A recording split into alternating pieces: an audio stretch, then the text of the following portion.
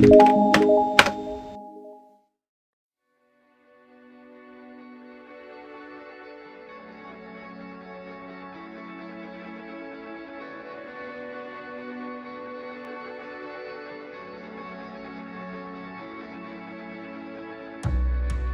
mean, there are cult leaders who most of them are these kind of malignant narcissists.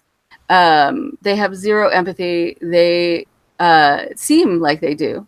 They know how to pretend that they care, but they're amazing at and they have this sort of charisma. And then there are these other cult leaders who are just crazy people who are also charismatic and draw people into their psychosis, their kind of strange beliefs. I called it's sort of akin to this folie à deux, this shared psychosis that is an actual diagnosis.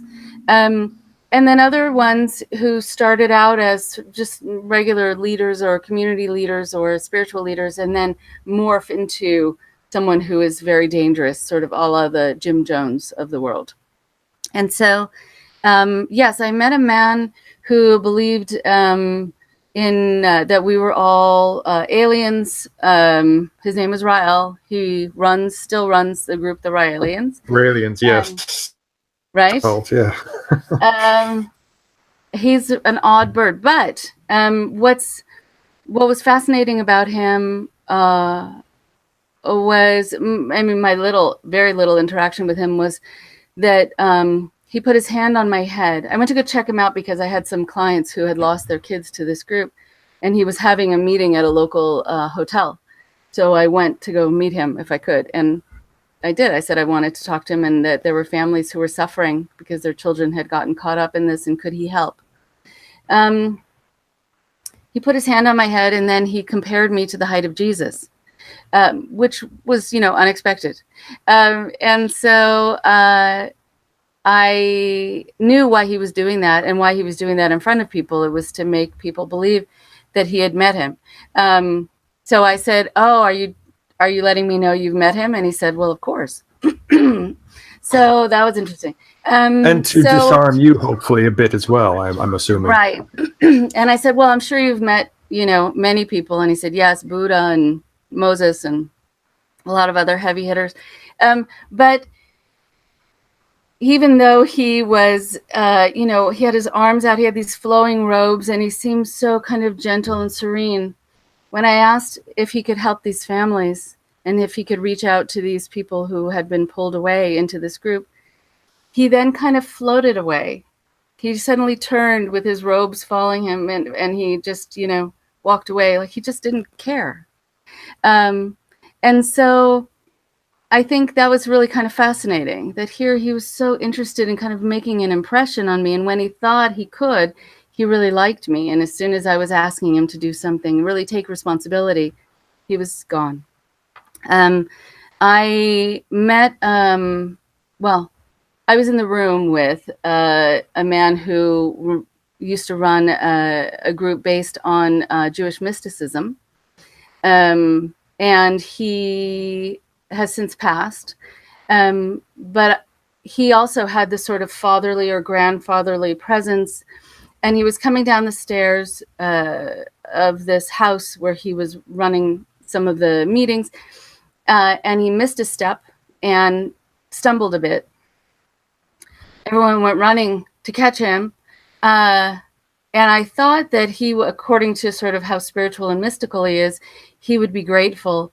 But instead, he kind of looked at everybody, scowled, and then everyone kind of looked down. And I said to the person who had invited me, "What's happening?"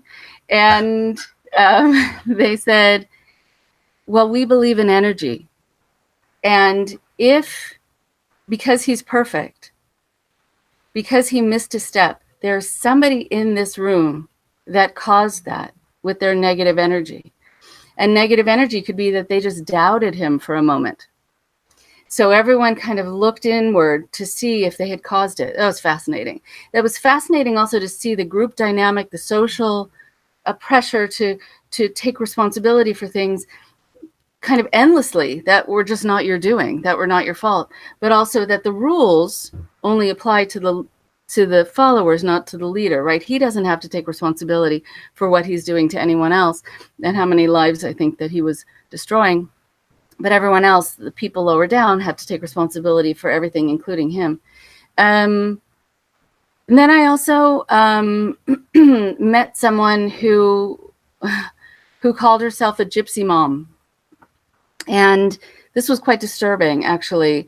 There are some people who are in families that are considered to be gypsies, and I know that that's not, the most politically correct word to use, but I'm just using it because that's what they called themselves.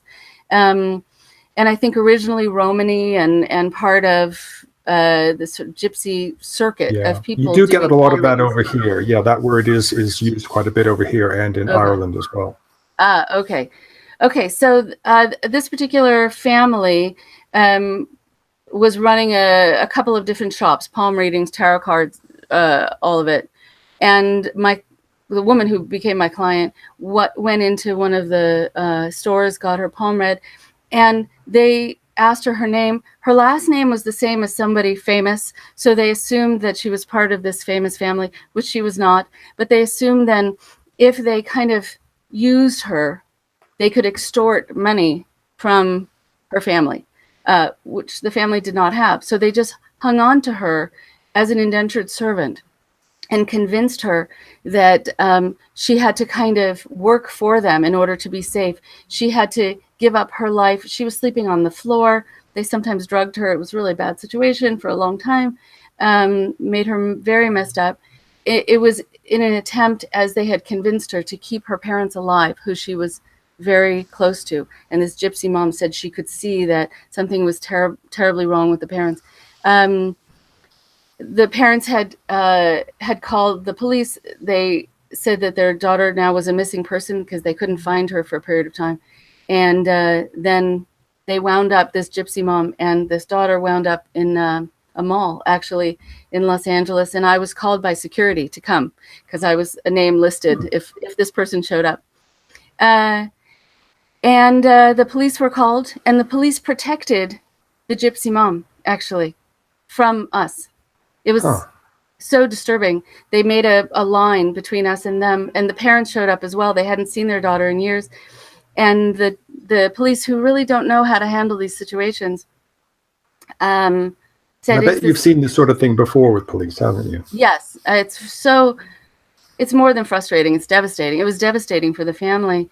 It was enough where the clerks in the store were disturbed to see this very tough woman really dragging this other girl around and having the girl be the one to open up new lines of credit to buy things for this woman, that she just wanted to get new clothes and she wanted to get new things for her house, and she was using this girl to do it. And the police showed up and they said, "Is this girl over 18?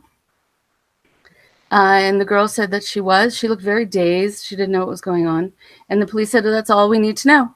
And they formed a line. The gypsy mom carried her away. It was years before the parents found her again. Parents just fell to the ground in the middle of this. It was in the parking garage by the security office, crying. It was really horrible. And in fact, now I have this girl as a client. And she said in that moment, she felt hopeless because even though she still believed something bad would happen to her parents, that had gotten under her skin, she thought, oh my goodness, if the police are here, that confirms for me, right, taking in the evidence of your senses, that confirms for me that something that is happening to me is actually wrong. And maybe I'm right about that.